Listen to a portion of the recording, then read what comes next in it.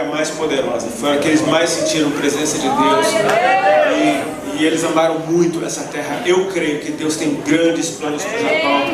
Amém? Você não está aqui por acidente. Você que é brasileiro ou hispano, ou você veio de outra nação e está aqui, entenda, Deus está misturando os povos, cara, porque isso se parece com o céu. Amém? Ele disse que quando ele fosse levantado, olha o que Jesus disse: quando eu for levantado, eu atrairei para mim mesmo homens de toda tribo, língua e nação. Não vai ter um setor para uma tribo, outro para outra. Não, ele vai atrair para ele mesmo. Ele é o setor. Vai ser gente de todo jeito, de todo tipo de cabelo, todo tipo de roupa. Vai estar todo mundo junto. Não porque a gente é parecido, mas porque Ele se fez como um de nós, para que nós sejamos como Ele é. Amém? O Senhor nos honrou demais. Ele veio ao nosso meio como um de nós, morreu como o pior de todos, para poder resgatar o pior de qualquer um de nós e nos levar a sentar com Ele na mesa dele. É muita honra que Ele nos deu, então a gente tem que aproveitar. Amém? Cada segundo disso. Glória a Deus. Como eu estava dizendo, essa é uma das passagens que eu mais gosto, e eu creio que ela é muito pontual para o nosso tempo. Jesus mandou a gente ler os tempos, mandou a gente observar sinais, e eu creio que isso aqui é muito pontual para o nosso tempo. Está em Mateus capítulo 11, a partir do verso 28. Com certeza você conhece essa passagem de cor, mas é muito bonitinho a gente abrir a Bíblia na igreja tudo junto e ler. Amém?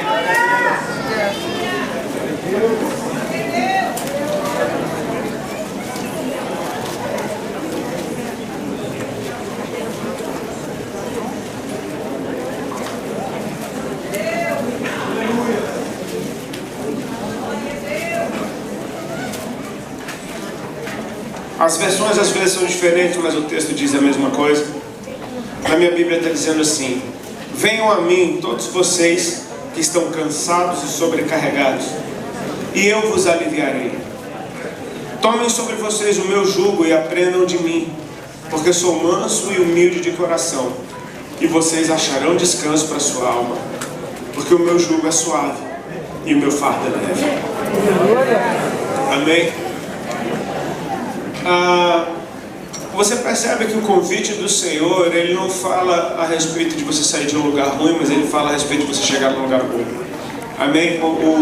A mensagem do Senhor o foco dela não é aquilo que é negativo, não é aquilo que está de errado. O foco dela é atrair todos para Ele mesmo, e Ele é o nosso lugar. Foi de lá que nós viemos, nós fomos eleitos nele antes da fundação do mundo. Você percebe que são boas novas sempre? O Senhor está nos chamando para Ele. Por que eu falei a respeito de lermos os tempos? Irmãos, assim, eu tenho muitos amigos que ministram, que viajam. Meu pastor viaja muito mais do que eu. A gente senta para comer, para ter tempo com eles, e a gente percebe às vezes as pessoas muito cansadas. Parece que está todo mundo muito cansado. É um tempo em que, será que o trabalho ficou mais pesado? Será que o trabalho é diferente do trabalho que era antigamente? Se você pensar na época dos seus avós, talvez você tenha uma outra ideia, porque pelo menos os meus avós, eles vieram da roça lá no Brasil, da fazenda, era trabalho braçal mesmo. Minha avó tinha que pular a cerca, cuidar de gado, tinha que plantar, tinha que colher, de sol a sol, e muitas vezes sem estrutura alguma. Você fazendo suas próprias ferramentas. Eu creio que os antigos trabalhavam muito mais do que a gente. Eu creio que o trabalho era muito mais cansativo antigamente. A modernidade tende a facilitar todas as coisas. Hoje em dia nós temos um aparelho de telefone que faz quase tudo para a gente. Tudo. Esses dias eu tive que ir para Curitiba, quando eu fui tirar o meu visto para vir para cá para o Japão. Eu não moro em Curitiba. O consulado japonês que me atende a minha região é em Curitiba. Eu tive que ir para Curitiba para tirar meu visto. E é muito simples. Eu saio da minha casa no meu carro, quando eu chego perto de Curitiba, eu boto no GPS o endereço do consulado e ele me deixa lá. E eu fico pensando, como é que a gente fazia antes disso? Era perguntando para todo mundo. Você pensa como as coisas... Isso não é difícil, porque pensa antes de ter carro para a gente ter que fazer isso. Imagina, As coisas estão sendo tão facilitadas, que, cara, a teoria de que a gente está trabalhando demais e ficando cansado, isso cai por terra. O problema é que agora a vida está tão fácil que a gente não tem mais tempo, porque a gente ocupou o nosso tempo com tudo no mundo. O nosso tempo está todinho ocupado. Se você não estiver fazendo nada, você está fazendo alguma coisa, com a aparência de quem não está fazendo nada. Você não tem mais tempo nem de conversar, porque você não está, a sua cabeça não, o problema do cansaço já não é mais físico, ele é mental, porque a sua mente não descansa. A gente é bombardeado por informação, tanta informação, o tempo inteiro, que a gente simplesmente não tem tempo para parar e ficar em silêncio, para ouvir o silêncio ensurdecedor da presença de Deus. De você chegar nesse lugar e simplesmente parar tudo e não pensa em nada. Não pensa em problema, não pensa na conta que você tem que pagar, não pensa que aquela celebridade separou de novo, simplesmente não pensa. A gente parece que não tem tempo mais. Então a gente percebe que talvez uma das maiores razões, não estou batendo martelo em assunto algum, mas só estou trazendo uma reflexão e eu acho bom a gente pensar, que talvez um dos maiores motivos para a gente estar tão cansado não seja o excesso de trabalho, mas a falta de descanso. Amém? Falta de descanso. E o descanso nem sempre é você ir para uma praia e tirar férias. O descanso é simplesmente você parar tudo. Sabe que parar tudo é uma das coisas mais imprescindíveis para você ter uma vida com Cristo? Parar tudo. Parar tudo é tão sagrado para Deus que Ele, depois de fazer todas as coisas, depois de criar todas as coisas, Ele parou tudo. E não é porque Ele cansou. A Bíblia diz que Deus descansou no 7º dia, mas você consegue imaginar Deus cansado? Tipo assim, meu Deus, foi muito difícil construir essa obra toda, só tive que falar uma palavra e tudo aconteceu. Isso sugou minhas energias. Você consegue imaginar Deus cansado? Porque falou uma palavra? Não, Ele só parou para descansar, para nos dar o exemplo. Tipo, se eu parei, você para. Eu parei para você parar comigo. Enquanto eu trabalho, você trabalha. Enquanto eu paro, você para. E Ele constantemente nos chama para um lugar secreto, para esse lugar de descanso, para que você pare e o escute. Porque enquanto Ele fala com você, Ele está trabalhando em você. Ele não está só te comunicando coisas. Você percebe que a palavra de Deus criou todas as coisas. Então quando Ele fala, Ele está criando algo novo dentro de você. É preciso parar, amém? É preciso descansar, é preciso parar tudo. Agora eu acho lindo isso porque eu estou falando de um texto que com certeza você já conhece, mas eu só quero que você só saia daqui mais apaixonado por Jesus do que você chegou, percebendo quão lindo Ele é, amém? Quão maravilhoso Ele é. Um convite, essa música que a gente cantou, ela tem uma frase que fala disso. Um convite de Deus diz que tem um lugar para mim nele. Porque Deus não te convida para você conquistar ou para você comprar uma entrada. Deus não te convida para você fazer alguma coisa para merecer. Se Ele te convida, Ele preparou um lugar para você. Um convite do Senhor significa que tem um lugar para você aqui. Eu estou te convidando, eu estou te atraindo para mim, eu estou te chamando para mim. Só que Ele está chamando gente cansada e sobrecarregada para Ele. É interessante porque a visão que o mundo tem de Jesus é tão distorcida, é tão sem noção, eles não conseguem perceber a vitória, a grandeza, a força e o poder, porque a imagem que eles têm é de um homem nu numa cruz, ensanguentado e morto. Sabe? O mundo não consegue ver a grandeza de Jesus nesse momento. Deixa eu te falar uma coisa. Ele tem todo o poder, e Ele tinha poder para descer daquela cruz. O que é mais fácil? Ele usar todo o seu poder para descer da cruz, ou Ele usar todo o seu poder para permanecer nela? Sabendo que Ele pode descer, ele podia descer a hora que Ele quisesse. A hora que Ele quisesse, Ele descer daquela cruz, os pregos simplesmente sairiam voando. Ele poderia dar um show, Ele poderia fazer o que Ele quisesse. Só que Ele é tão forte, Ele é tão poderoso. Ele decidiu deixar o poder dele de lado, a vontade dele de lado, e em favor de nós suportar aquela morte, aquela cruz até o fim. Ele é forte demais. Ele é forte demais. Um homem que nunca experimentou o pecado recebeu o pecado do mundo inteiro de uma vez nele, ao ponto de suar sangue e ainda dizer: Pai, faz a tua vontade. Eu aguento. Eu aguento. Ninguém. Ele chamou os discípulos para orarem com ele. E os discípulos caíram num sono profundo. Você tem ideia do peso espiritual que estava naquele monte no momento dessa oração, ao ponto dos caras começarem a orar e caírem de sono? Meu irmão, ele é forte demais, ele aguentou isso sozinho. Quantas vezes tentaram prender Jesus? Quantas vezes tentaram pegá-lo?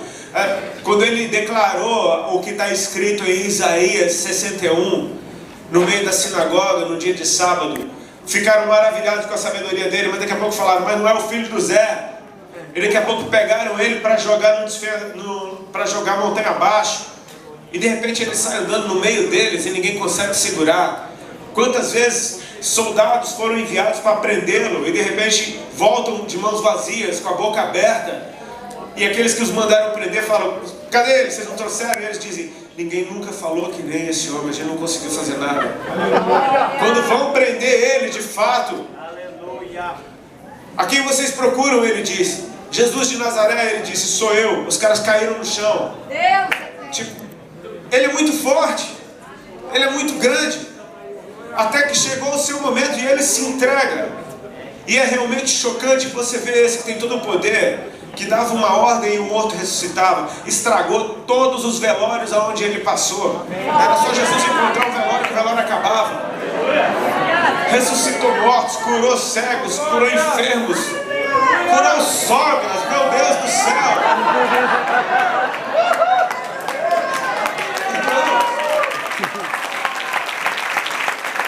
Esse homem se entregou e se deixou ser espancado, se deixou ser preso, se deixou ser julgado e condenado. Ele se deixou. Aleluia! Pilatos estava doido para soltar Jesus. Chamou ele de cantinho várias vezes, falou, fala alguma coisa para poder te soltar, por favor. E Jesus disse para ele, você não teria poder algum sobre mim se eu não te fosse dado. Ele se entregou. O mundo tem a impressão de que isso é fraqueza. Eu consigo ver a grandeza e a força do Senhor, que não foi vencer a morte de longe. Ele foi lá, as regiões da morte. Ele foi morto para a morte. E na morte ele venceu a morte. Não foi ninguém que orou para ele ressuscitar. Ele mesmo tomou a sua vida de volta. Ele é muito forte. Então você percebe que esse ser que tem todo o poder nos céus e na terra está chamando cansados para ele. Não é um convite, não é mais um cansado te chamando para andar, tipo assim, você está cansado? Eu também estou, vem andar comigo. Se ele está chamando cansados, é porque ele tem força. Se ele está chamando cansados, é porque ele tem força para dar.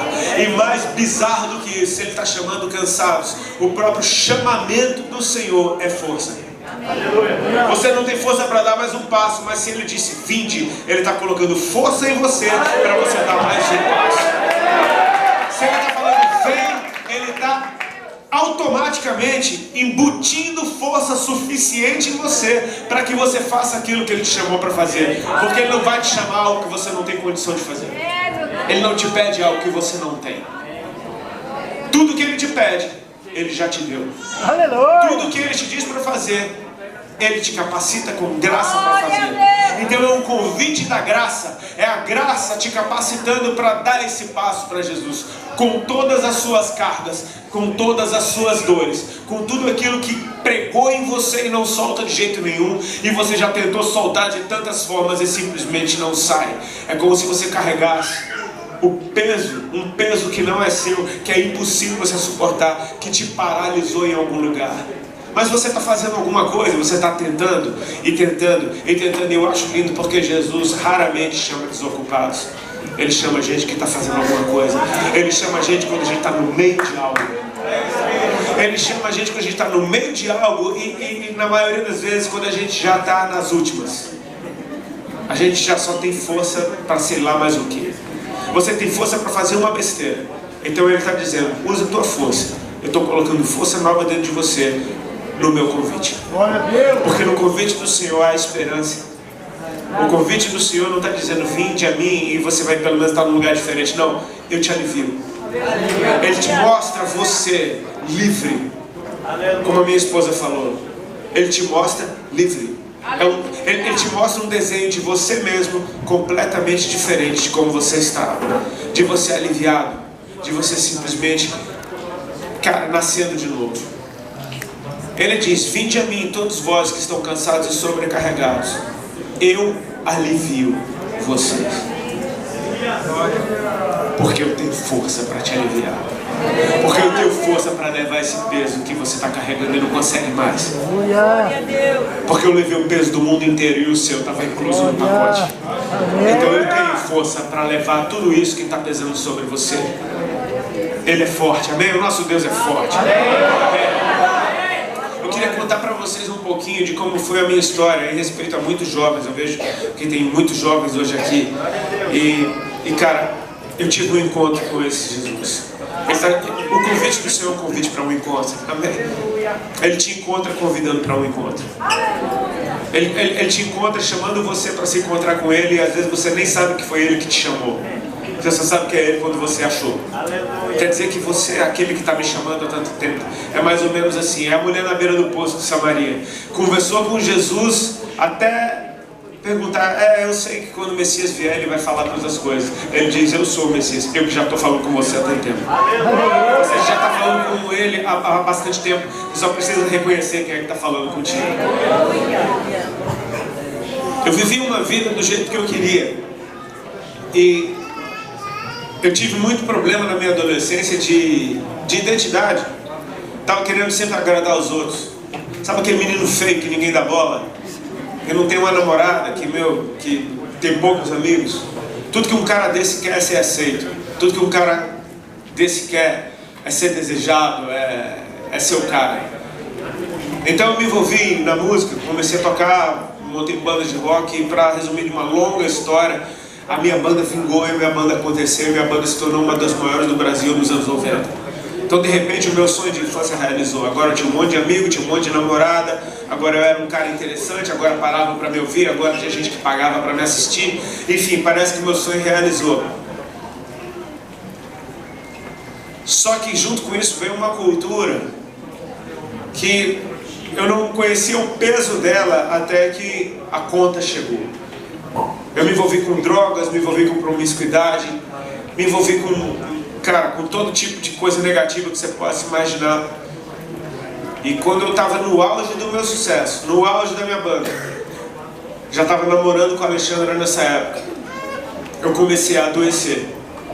Eu não sabia o que eu tinha, eu não fazia a menor ideia do que eu tinha, e eu era tão covarde que eu não tinha nem coragem de fazer um exame para saber o que eu tinha.